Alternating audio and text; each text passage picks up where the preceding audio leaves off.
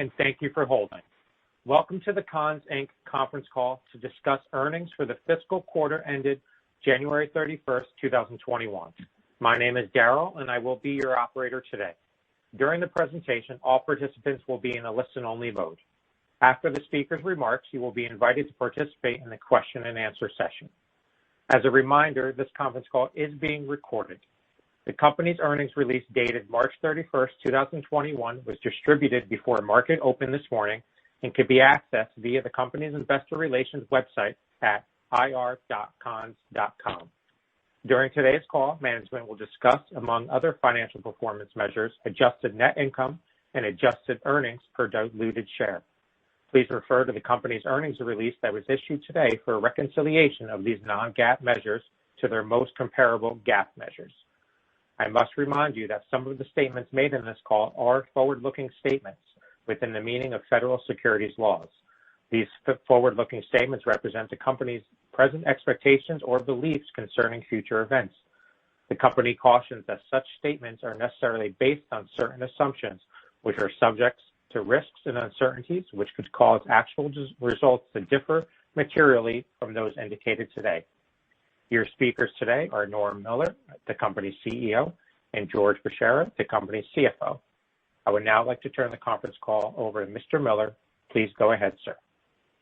Good morning, and welcome to Conn's fourth quarter fiscal year 2021 earnings conference call.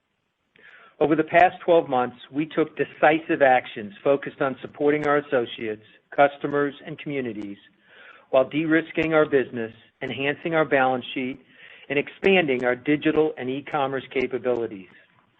These actions, combined with the resiliency of our business model and the dedication of our associates, directly contributed to our ability to successfully navigate the COVID-19 pandemic. We have emerged from the pandemic stronger, more efficient, and better positioned to compete in a rapidly changing market, and this year is off to a strong start. We believe we are at a turning point in our growth strategy as we continue to leverage our market-leading in-house and third-party credit offerings, increase digital and e-commerce investments, expand our brick-and-mortar footprint, and enhance our merchandising and marketing strategies. Before I go into more detail about our strategic initiatives, I wanted to provide several fourth quarter and fiscal year highlights. We ended fiscal year 2021 in a strong financial and operating position, and positive trends accelerated during the quarter. Fourth quarter GAAP earnings increased approximately 400% to 85 cents per diluted share, primarily due to a lower provision for bad debts as our credit performance continued to improve, as well as a tax benefit related to the CARES Act. Customer accounts 60-plus days past due at January 31st, 2021, declined by 24% from the prior fiscal year. Re-age customer accounts declined by 33%, and the weighted average monthly payment rate increased by approximately 10% for the year ending January 31st, 2021. Improving credit trends reflect the intended outcome of the previously discussed de-risking efforts we implemented last year in response to the COVID-19 crisis, which also prudently reduced retail sales financed through our in-house credit offering. These actions also had a positive impact on our balance sheet and capital position.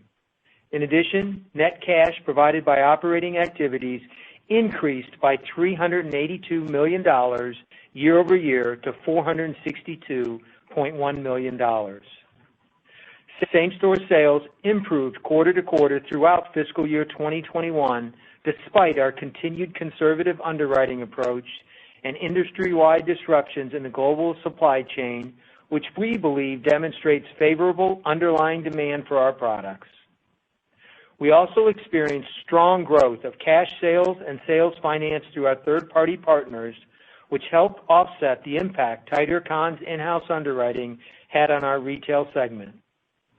We believe we are well positioned for same-store sales growth going forward as our products and our financing options resonate with consumers. Since the beginning of January, same-store sales are positive. In addition, as of today's call, same-store sales are up over 3% through the first 2 months of the quarter, reflecting strong underlying consumer demand and the successful implementation of our growth initiatives, despite our continued conservative credit strategy. Recent retail trends are especially encouraging as we have offset the significant challenges the February 2021 winter storm had on many of our markets, which also impacted traffic over President's Day weekend.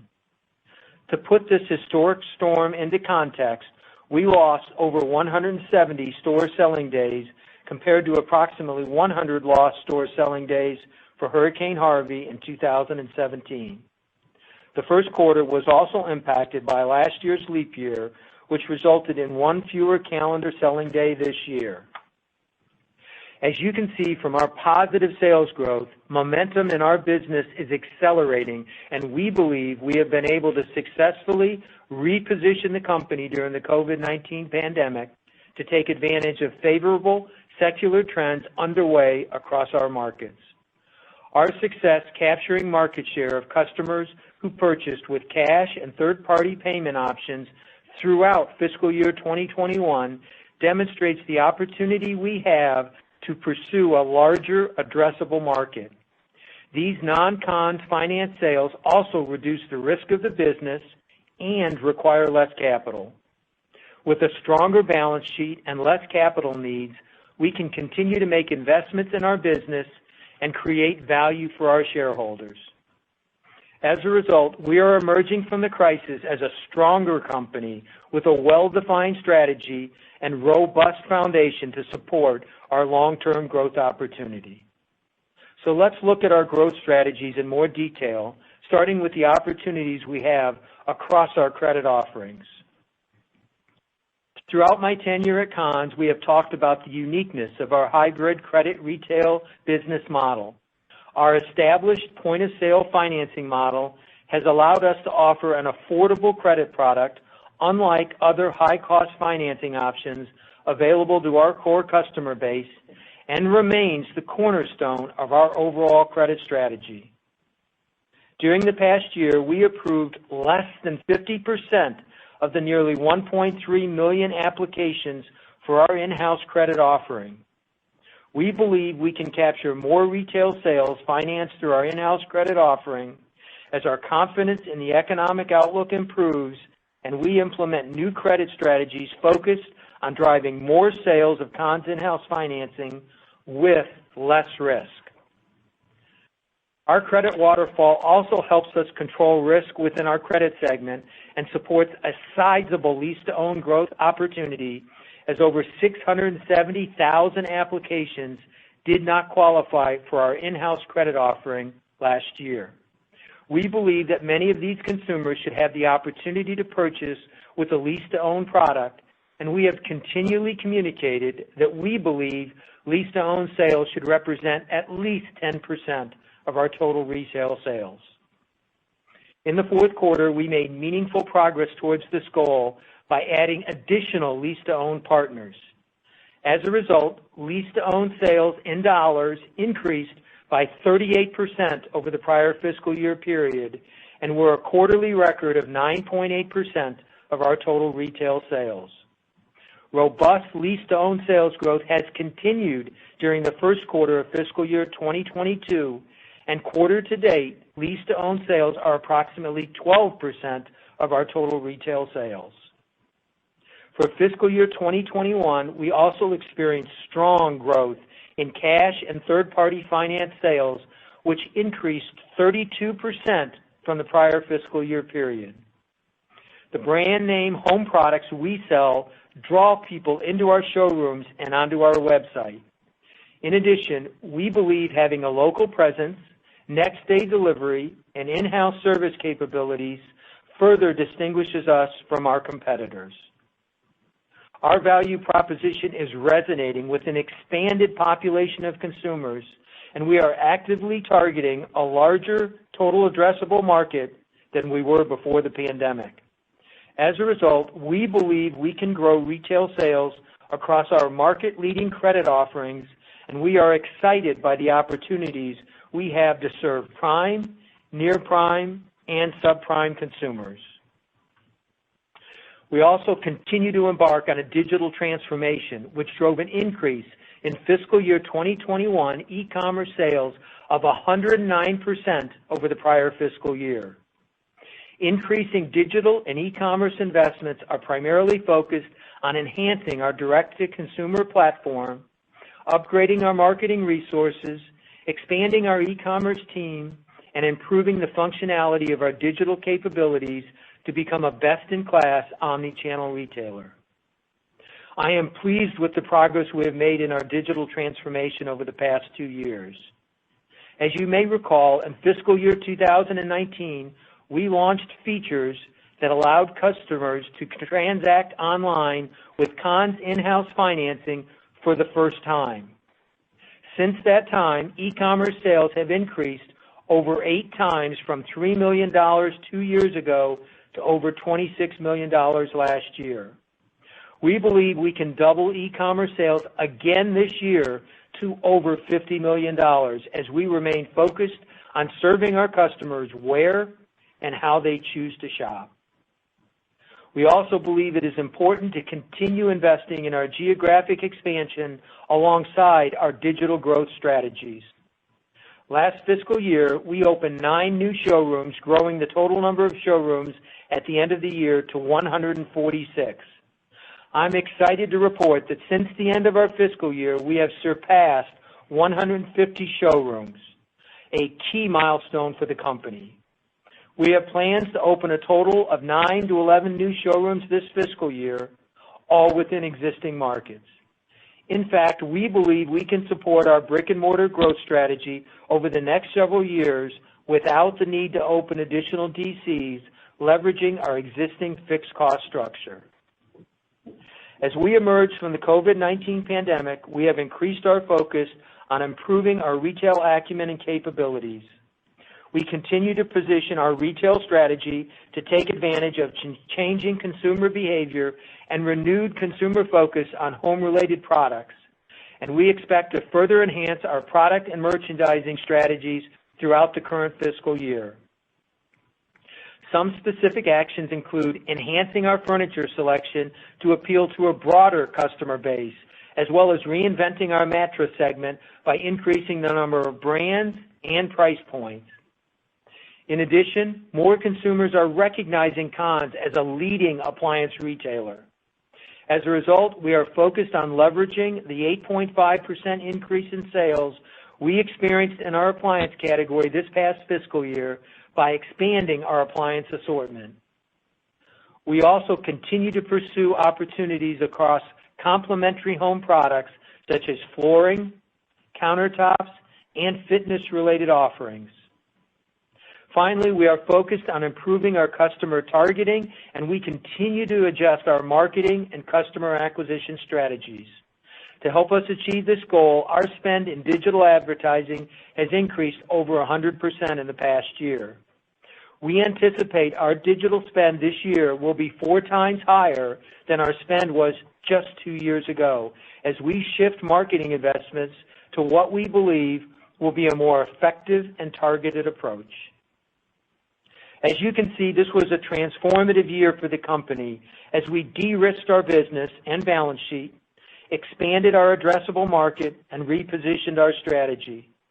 We have reached an inflection point in our evolution, and positive momentum is accelerating across our business. I am extremely excited by our growth plans and believe we have a compelling opportunity to create significant value for our shareholders. Finally, our success is only made possible because of the amazing dedication and commitment of our associates. On behalf of the entire leadership team, thank you for your continued hard work and service. Now, let me turn the call over to George to review our financial performance. Thanks, Norm. I want to start by highlighting the positive transformation we have made to our balance sheet, including deleveraging the business and repositioning our capital structure over the past year. The business generated $462.1 million in operating cash flow in fiscal year 2021, which was a $382 million increase from the prior fiscal year. This increase was a result of the significant year-over-year growth in cash and third-party finance sales, strong cash collections on our customer portfolio, and less originations as a result of our tighter underwriting. We have used this increase in operating cash flow primarily to pay down debt. We ended fiscal year 2021 with $549.3 million in net debt, compared to $945.3 million at the end of the prior fiscal year. More importantly, net debt as a percent of the ending portfolio balance declined from approximately 59% at the end of fiscal year 2020 to approximately 45% at the end of fiscal year 2021, representing the lowest level in 7 years. Since the end of our fiscal year, we have completed several actions that have further strengthened our balance sheet. In February, we completed the sale of our Class C Series 2020A asset-backed notes for a principal amount of $62.9 million at a 4.2% fixed rate, representing the best coupon on a Class C note we have ever achieved since re-entering the ABS market nearly 6 years ago. In March, we amended our ABL facility, which extended the maturity to March of 2025, increased the advance rate, and provided additional flexibility to manage the business. We also called the remaining $141.2 million balance of our senior notes that were due in July of 2022 using existing sources of liquidity, and we expect to complete this transaction during the first quarter. As you can see, we have transformed our balance sheet, strengthened our capital position, and extended our debt maturities. This provides us with flexibility to invest in our business, support our growth strategies, and pursue additional opportunities that create long-term shareholder value.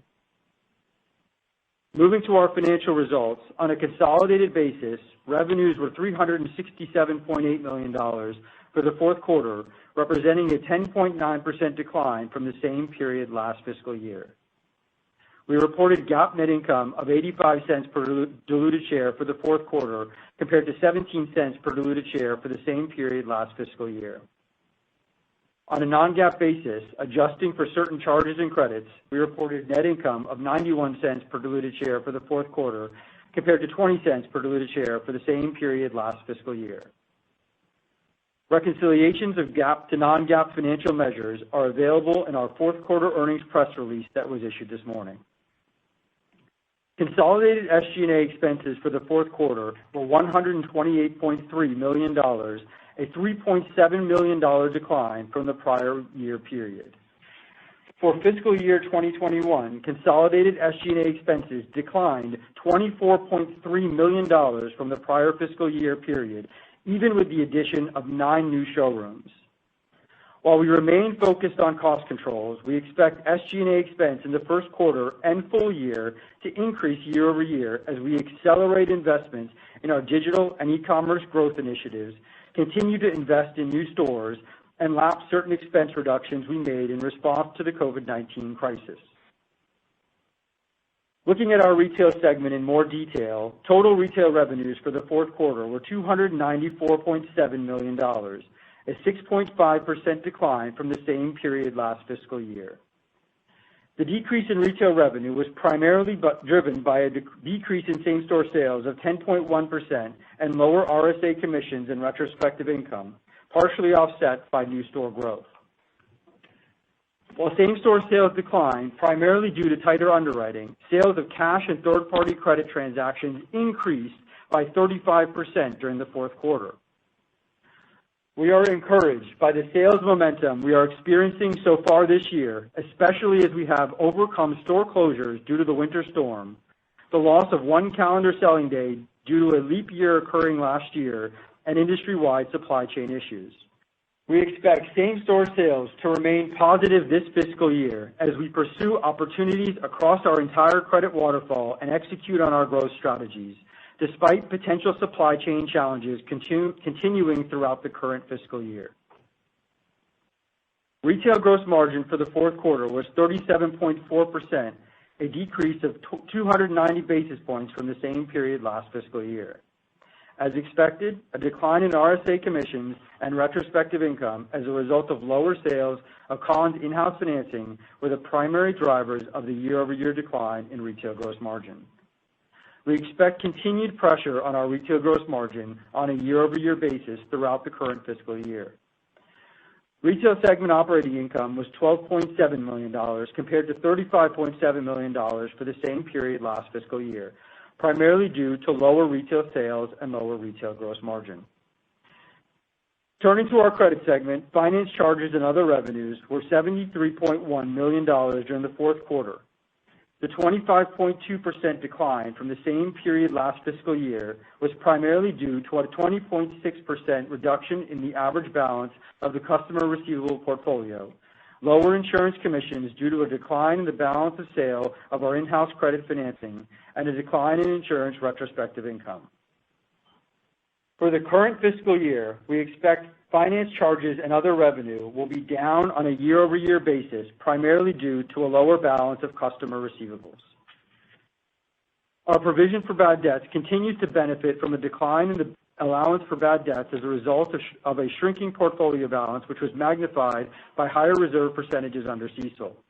In addition, during the fourth quarter, the allowance for bad debts declined due to a reduction in forecasted unemployment rates. As a result, our fourth quarter provision for bad debts was $25.1 million compared to $69.3 million for the same period last year. We expect our provision to be down year over year throughout the current year, primarily due to a lower balance of customer receivables, improvements in our credit quality, and an encouraging economic outlook. Our credit spread for the fourth quarter was 7.2% compared to 7.9% for the same period last fiscal year, and 6.4% at the end of the third quarter. Credit segment income before taxes improved to $4.4 million compared to a loss before taxes of $28.6 million for the same period last fiscal year. The year-over-year improvement was driven by a decline in the provision for bad debts, which reflects a stronger cash collections rate, newer, higher quality originations, and the reduction in the portfolio balance as a result of higher cash and third-party sales. Finally, during the fourth quarter, we recognized a discrete tax benefit as a result of tax planning in connection with the CARES Act, which impacted the provision for income taxes by $12.4 million and benefited earnings by 42 cents per diluted share. As you can see, we have successfully navigated the COVID-19 crisis by de-risking our business, strengthening our balance sheet, expanding our addressable market, and repositioning our strategy. We are emerging from the pandemic as a stronger company, and I'm excited by our growth prospects and the direction we are headed. On behalf of the entire leadership team, I want to thank our associates for your continued hard work, service, and dedication. So with this overview, Norm and I are happy to take your questions. Operator, please open the call up to questions. Thank you. We will now be conducting a question and answer session. If you would like to ask a question, please press star one on your telephone keypad. The confirmation tone will indicate your line is in the question queue. You may press star two if you would like to remove your question from the queue. For participants using speaker equipment, it may be necessary to pick up your handset before pressing the star keys. One moment, please, while we poll for your question.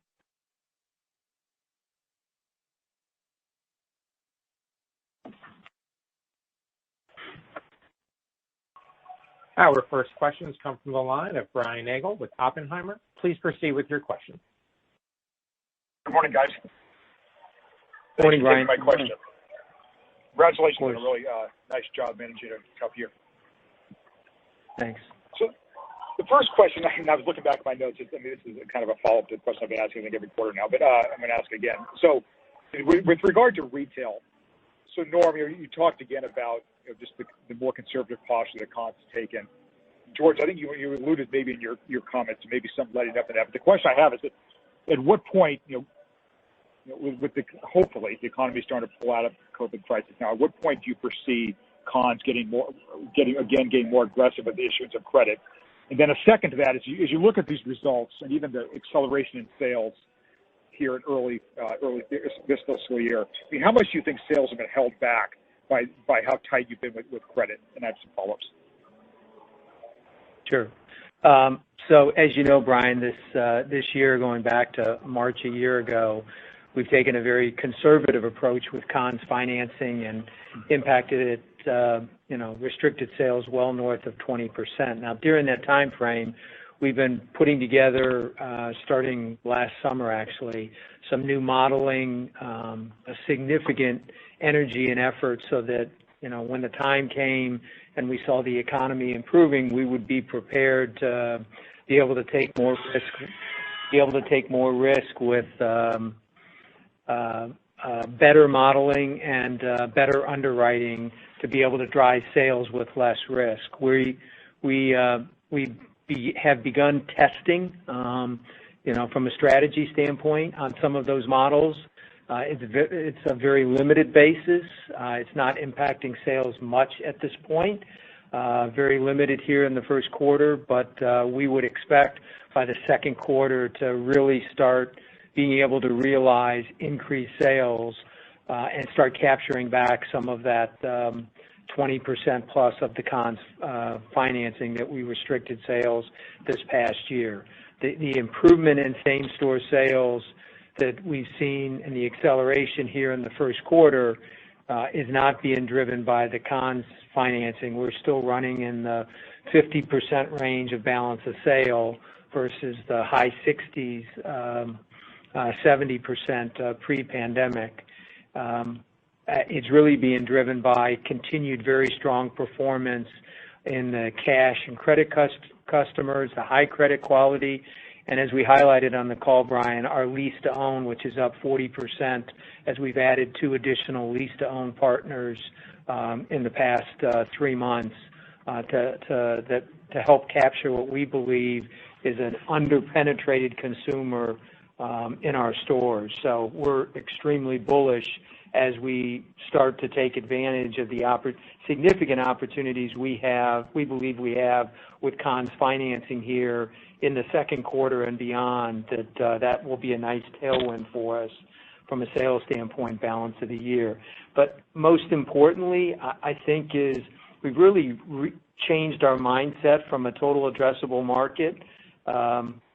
Pre-pandemic, we've realized with cash customers, for the past year, having risen from 8% balance of sale pre-pandemic to 20% balance of sale, and Synchrony or high credit quality customers increasing as well. We recognize that not only do we have a differentiator from a Conn's in-house financing standpoint, but our entire credit spectrum with lease-to-own, high credit quality, and cash, we have the opportunity to grow sales in each of those 4 categories, and that's really what we're focused on for the balance of this year. But Conn's financing will remain the cornerstone of our business. Yeah, Brian, and I would just add, as we look forward for the current year, we really expect the growth for the current year to come from the Conn's financing segment as well as the lease-to-own segment, while we maintain the success that we've had with the cash and high credit quality customer. That's extraordinarily helpful. I appreciate all the color there. And a quick follow-up, if I could. So you talked about the acceleration in sales here early in the current fiscal year, and again, what you just mentioned, obviously, a lot of that relates to just the improvements you've made in the business. But to what extent do you think this last round of stimulus could be helping Conn's? And if, to the extent is, how would you think about that factoring into maybe the near-term sustainability of what you're seeing on the top line? It's had a limited effect, to this point, because from the stimulus, it's only impacted the last 10 days or so of 12 days of March, and that February, we had strong performance in February. There was some stimulus impact in January. That certainly helped us. We did have a positive comp in January as well, as I mentioned in the notes. So, but the stimulus certainly has helped the back half of March, and we expect it to help us in April as well. Great. Thank you very much. Again, congratulations. Best of luck here into the new year. Thanks, Brian. Thank you. Our next questions come from the line of Kyle Joseph with Jefferies. Please proceed with your questions. Hey, good morning, guys. Congratulations on navigating a challenging year. Just hoping to get just a follow-up in terms of the cadence of same-store sales. You talked about positive in January and positive quarter to date. Can you just give us a sense for, how same-store sales compared in February versus March? I do recognize the storm activity was in February. That's a leap year comp and also stimulus in March. But I'm just trying to get a sense for, we really started lapping the underwriting changes you guys undertook in calendar year 2020 and just want to see what comps look like in March. Yeah, so that actually we combined it because there was written volume in February as the storm, after the storm that it recovered, and frankly the underwriting changes the underwriting changes we took, we didn't implement until a week ago at the very end of March. So there's really no underwriting, very limited underwriting, a few days actually, a week in March that impacted from last year from same-store sales standpoint. Got it. And then good growth in lease-to-own. Sounds like you've added some new partners there. Obviously, 10% has been kind of the target. It sounds like it's above that quarter to date. With the additional partners, what sort of number do you think is appropriate there? Yeah, we've been talking about 10% target for a while now, and have always believed that that was kind of the minimum threshold from a balance of sales standpoint. What I would say is, and as I mentioned in the call, we're at 12% balance of sale quarter to date, or approximately. Our focus is really not on a balance of sale, because as this year unfolds and we see Conn's financing being able to capture more sales, we don't want lease-to-own sales at the expense of Conn's financing, or we don't want Conn's financing at the expense of the other credit segments. So we're really focused on, instead of a target from a balance of sales standpoint, the lease-to-own sales are up 40%, as we mentioned in the call. And that's really what we're focusing on, is total dollar growth. We don't want to shift within the segments of the pie. We believe we have the opportunity from an addressable market standpoint to grow all the segments of the pie, and that's really what we're more focused on, as opposed to some arbitrary balance of sale number. Got it. And then one last one from me for George. Obviously there were a lot of moving parts with the allowance last year with CECL and the pandemic. But, longer term, if we were in kind of a more steady state economic environment, can you give us a sense for where you picture the allowance trending over time? Sure. So I would certainly say that for the current year, Kyle, we would expect the allowance, both dollars and percent, to come down. And that's going to be driven by a few factors. The first is the fact that our expectation for the year is that the portfolio will continue to improve in terms of 60-day plus balances, balance of re-aged accounts, and so forth. And that is one of the contributing factors to a decline in the allowance. The other factor that I would point to here as you look at the allowance for the current year is the economic component. And as we continue to move through this cycle with improving unemployment rate forecast, that will have or could have a positive benefit on the allowance for loan loss balance. And so both of those factors, both the portfolio and the economic factor, our expectation is that those will be drivers of the reduction in the allowance balance for the current year. Very helpful. Thanks for answering my questions. Thanks, Kyle. Thank you. Our next questions come from the line of Brad Thomas with KeyBanc Capital Markets. Please proceed with your questions. Hi, thanks, guys, and let me add my congratulations on your execution in 2020. I just wanted to follow up on the last question about how you're thinking about losses and provisions, and I'm curious how you view some of the uniqueness of this recession that we've gone through it's been sort of the unrecession where you've seen payment rates be better than usual. And of course, there's been, a tremendous amount of stimulus. So I'm curious, as you think about us lapping that, how you factor that into your expectation for losses. Sure. Certainly the accounts that we've originated since March of last year have been under a materially tighter underwriting regime than they were pre-pandemic.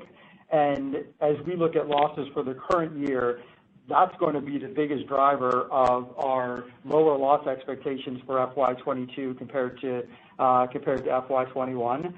Having said that, we are certainly benefiting now from additional government stimulus, as well as just the fact that consumers have been spending less on discretionary purchases over the last year. But on balance, we expect that the losses will come down year over year, driven by our tighter underwriting.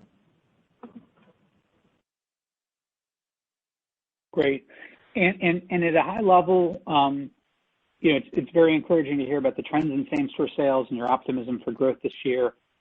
Is there any way you could help us think about some of the major puts and takes here? I mean, clearly there's an opportunity to have your inventory in a better position going forward.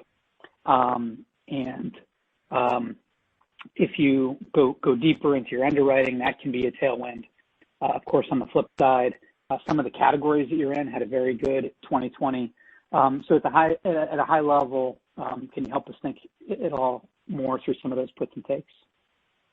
Yeah, sure, Brad. A couple things. First, if you look at from a credit standpoint, filter first, we saw significant growth in cash sales and in high credit quality sales with Synchrony this past year, and our expectation is we would not see those as high growth categories. However, we do expect to be able to continue to service that customer at an elevated level from where we were pre-pandemic. The opportunities credit-wise are on the lease-to-own side of the house. We expect to continue to be able to build on what we've seen over the past 3 to 4 months there. And clearly, as I mentioned earlier, from a Conn's financing standpoint, that's our biggest opportunity from a growth standpoint. If you look category-wise, from a more challenging standpoint, home office it certainly was very strong the first half of the year. So we expect that to be a headwind. That is our smallest category, but we saw triple-digit improvements, increases in March through the June, July timeframe there. Mattress and furniture categories, the more discretionary categories, because they are more heavily Conn's financing, those were down significantly last year. So we expect from a product category standpoint to have significant upside in those two categories. Appliances, as you heard on the call, have been very robust, even pre-pandemic. So that will be more challenging to maintain that growth rate. Now, I will say a lot of the growth rate is being driven by ASP as much as units, as the manufacturers have dramatically reduced the amount of promotions that are going on in that category. We've seen a significant improvement from an ASP standpoint. As I mentioned on the call, we're expanding our appliance assortment in a number of areas as well, because that category has resonated so well with our consumers. So we believe that that's going to provide us some additional tailwind there to help mitigate the overall pressure that may exist in that category the back half of the year. And then if you layer on top, supply chain issues have been a problem from almost every category that have pushed or impacted our ability to capture the sales that were there. We expect the supply chain challenges to persist at least through the second quarter, but our expectation is in the back half of the year that should alleviate to some degree, which should give us tailwinds from a supply chain standpoint in almost every category. That's very helpful, Norm. If I could squeeze one more in here, just about SG&A. You're off to a great start here in the year from a store opening standpoint with 6 more stores. The store count up, I think, a little bit over 9%. I presume that some costs need to go back into the P&L here. How should we be thinking about modeling SG&A, at least directionally, going forward here? Yeah, so certainly with our expectation of opening 9 to 11 stores this year, that will be one contributing factor of an increase in SG&A expense. But the other factor that I would point to here is that we continue to make investments in technology and e-commerce, and that's going to drive an increase in SG&A expense compared to last year. Also recall that starting now last year, we made some significant cuts to expenses that were reflected in our P&L for most of the year last year. So this year in FY22, we start to lap those reductions. And George, is there an ability to keep sales as a percentage of sales close to flat or get some leverage? Or do you think that the setup here for the year with the store growth and lapping some of the cuts from last year sets you up for perhaps a little bit of deleverage in 2020? I think this year we will deleverage. Should be next year we should start to leverage. But next year and beyond, we start to leverage. Very helpful. Thank you all so much, and good luck here. Thanks, Brad. Thank you. Our next question has come from the line of Rick Nelson with Stephens. Please proceed with your question. Thanks, and my congrats also on the very strong results. The 3% same-store sales quarter to date, can you talk about what you're lapping February, March a year ago, and do in fact the comparisons get easier as we push into April? Yeah, so last year from a February standpoint, I don't have February and March combined, but in February we were down high single digits last year. And in March, we really didn't start lapping the pandemic to the pandemic didn't really come in full force until this last week in March, the last 10 days or so, and really the month of April is when it was in full force. Yeah, as you recall, Rick, we were down 17.6% comp sales last year in the first quarter. Most of that came in April when we started to see the impacts of the pandemic and our tighter underwriting. And can you quantify the decline that you saw in April last year? I'm sorry, can you say that again, Rick? Can you quantify what? Can you quantify the April decline that you saw last year? We don't typically give out monthly sales numbers, but what I would say, Rick, is that the substantial decline in the first quarter last year was driven by April. Mm-hmm. Okay. And curious about the test also, easier underwriting standards, if you could, provide some color around that, the results of those tests and maybe what it could potentially mean for the same-store sales. I know you're fully lapping now the tighter underwriting, but in fact, if you more broadly roll out these easier standards, what that could mean for comps. Yeah, so the modeling, the testing is that we're doing now is really, validating and confirming the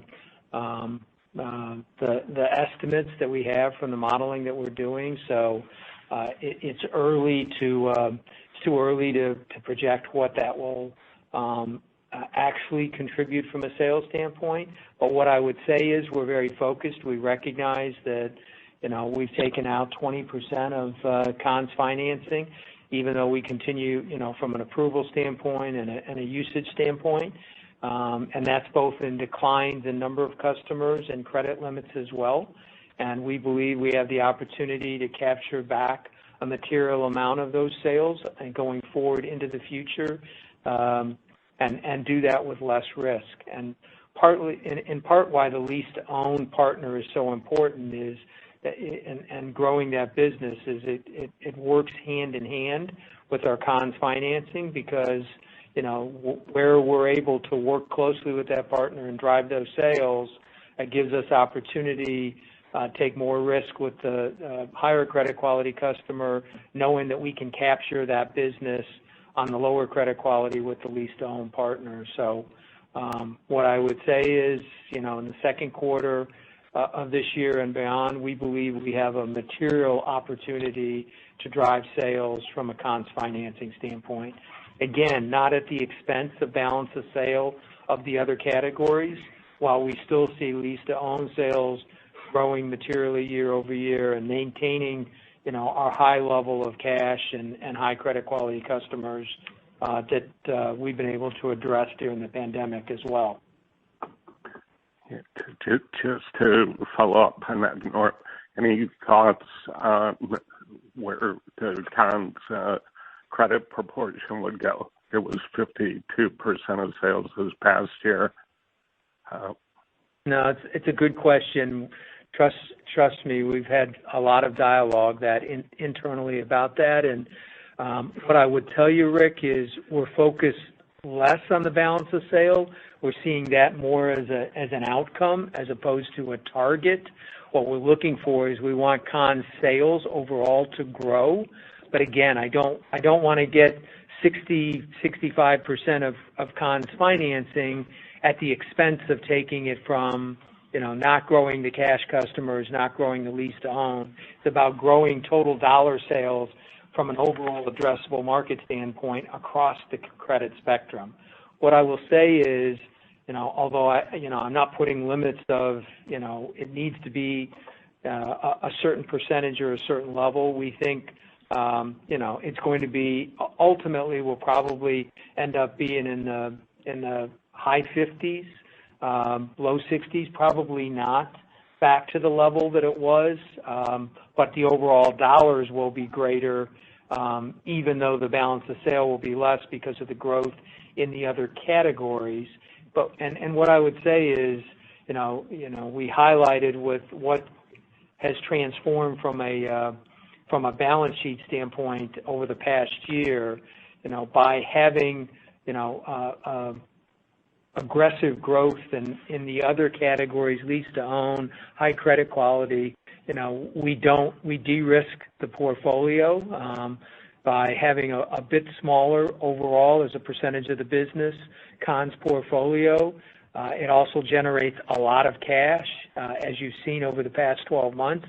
To be able to basically pay down our high yield notes and do it just from the cash we generate from the business, is pretty remarkable. And to have our debt as a percent of revenue lower than it's been in 7 years, the balance sheet, I would argue, is stronger than it's been any time since the company's been public, frankly, certainly in the 6 years that I've been here. So, this transformation of the business of being able to have Conn's financing as our cornerstone, but a little bit smaller part of the business from an overall sales standpoint and growing those other segments, have real advantages from a cash flow and a balance sheet standpoint and a risk standpoint as well, in the future of the unknown of what happens with the portfolio in a macroeconomic recession or an issue if there's a recession in the future. Yeah, and Rick, I would just add that the key theme for us coming out of the pandemic is that our value proposition really resonates with customers that we don't necessarily need to finance ourselves.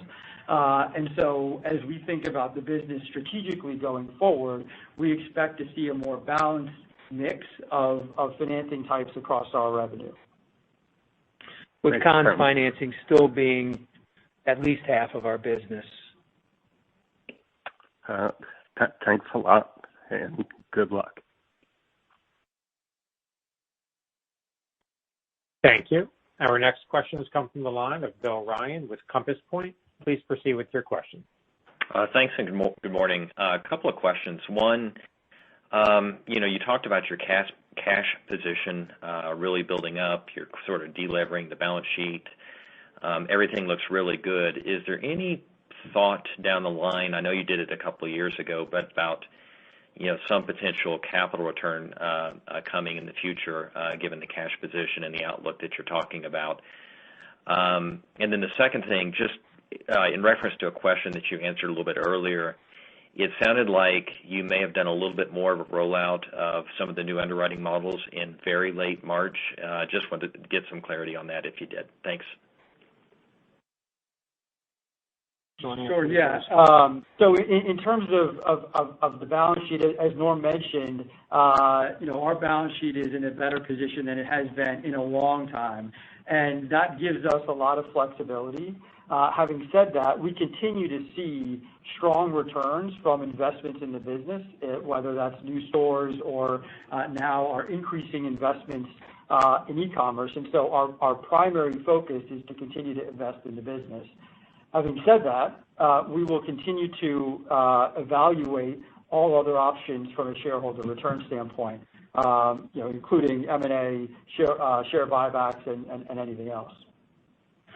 The other question you asked, Bill, as far as the testing on the Conn's financing, the testing we're doing here in March is a very, very small percentage, having a very limited effect from a sales standpoint.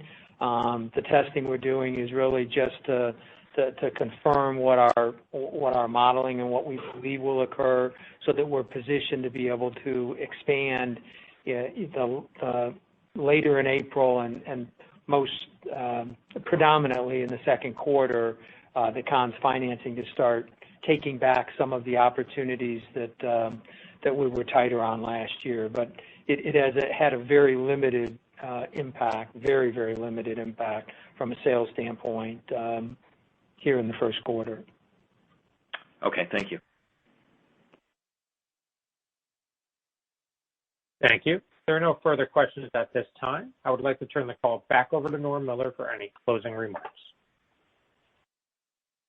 Thank you.